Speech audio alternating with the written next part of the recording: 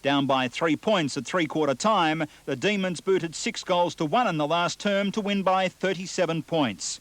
But it was the third term that Melbourne's chances of victory were under the most threat. Fitzroy capitalising on unnecessary mistakes by the Demons.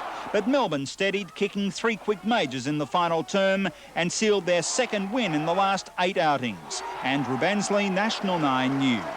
There, particularly for three quarters, but well, the much publicised finger of Todd Viney was well and truly extracted yesterday, and I gave him 3 votes, and I gave the big leprechaun, who's just keeps rolling on, another 2, and another Jakovich. Geez, this guy chock full of talent and a polished display at full forward, but yeah, it was a hard slog for three quarters anyhow, and it was a very persistent Fitzroy that kept them within striking range.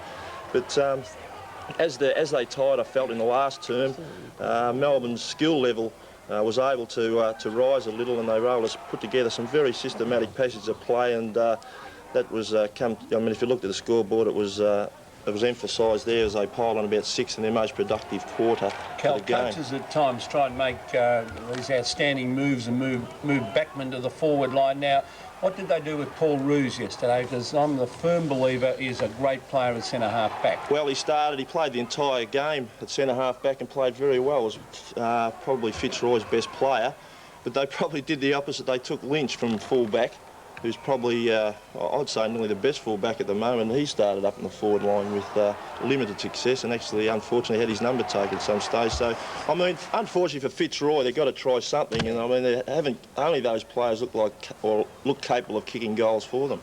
Cal, every week we see Stynes in the votes. Looking to 1992, is there any room for O'Dwyer and Stynes in the same side? Oh, you know, especially. It's sort of limited O'Dwyer, I think, particularly with Bennett up forward and now Jakovich. I think Stynes seems to be able to do it by himself, and the trend now seems to be for a lot of sides to have those mobile ruckmen, and Stynes is probably the best at that right at the minute. So, you know, you couldn't really see O'Dwyer fitting into their pattern right at the moment.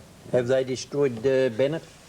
Oh, I don't think so. I think they're both combining very well. If he hadn't have been so inaccurate, although a lot of kicks from a long way out, he could have kicked his 4 or 5. So I think they're combining very well. Where the one plays full forward pocket, they'll be able to shuffle that about. Jakovich kicked 6-7. I think Bennett won 6 or something yesterday, and wasn't he does kick with his right foot, Bruce. Jakovich, right. Yes. Thank you very much for that, Kelvin.